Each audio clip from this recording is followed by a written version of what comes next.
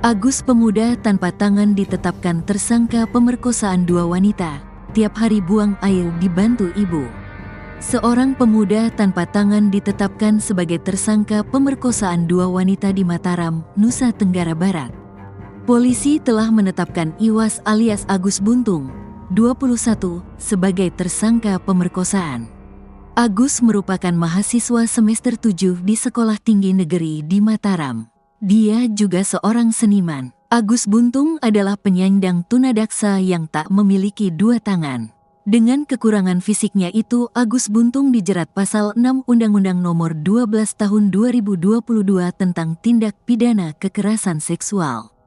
Kepala Subdirektorat Remaja, Anak dan Wanita, Renakta, Reserse Kriminal Umum Polda NTB AKBP Nimade Pujawati menerangkan kekerasan seksual yang dilakukan Agus Buntung bukan dengan fisik.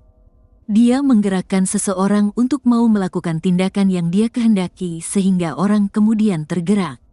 Ada unsur menekan suatu kondisi merasa takut sehingga tidak kuasa untuk menolak keinginan tersangka, katanya.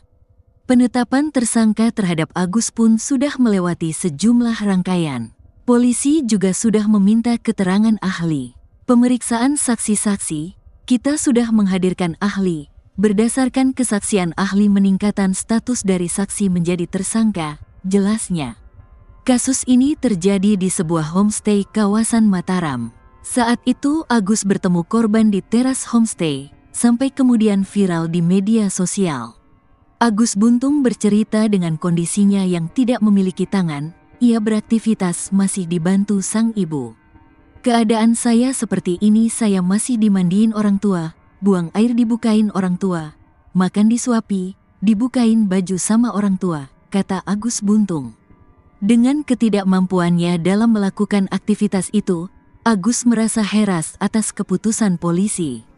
Kok bisa saya dibilang memperkosa? Bagaimana cara mau kayak gitu sedangkan saya masih sama orang tua? Kata Agus Buntung. Awal mula Agus, pria disabilitas di NTB, dituduh ruda paksa mahasiswi hingga ditetapkan tersangka.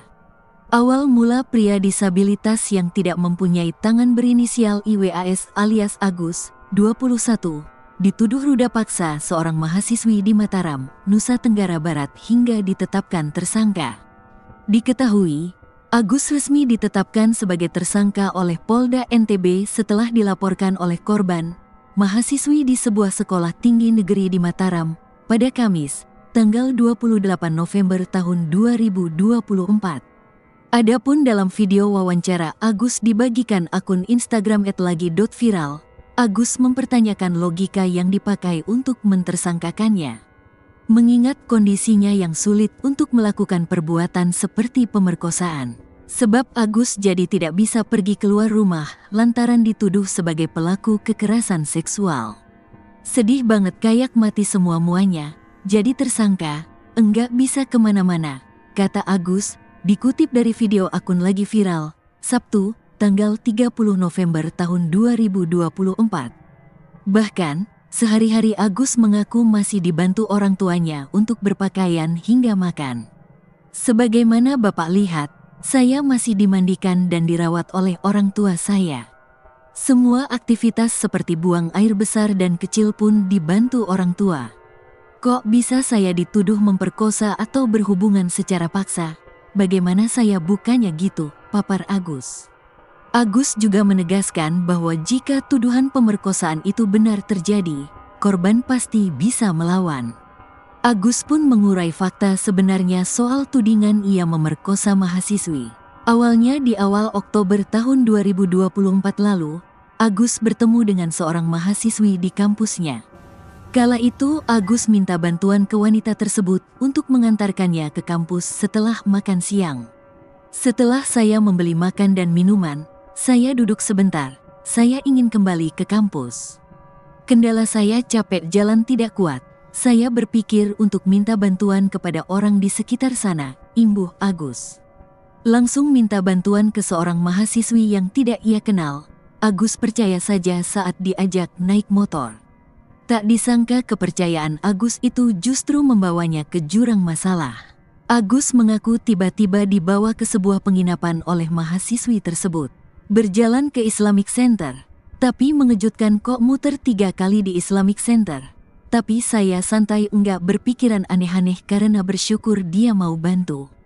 Udah muter 3 kali, balik lagi ke jalan yang sama. Saya ingin bertanya mau kemana ini tapi enggak enak, saya diam aja. Terus muter, kok tiba-tiba sampailah di homestay enggak jauh dari Udayana, ucap Agus. Disuruh masuk ke kamar, Agus kian terkejut saat tiba-tiba pakaiannya dilucuti sang mahasiswi.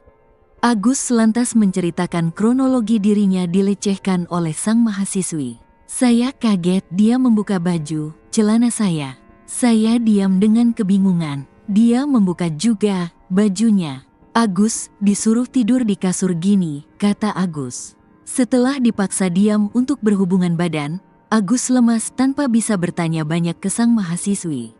Agus akhirnya diajak keluar penginapan oleh mahasiswi tersebut dan kembali ke kampus.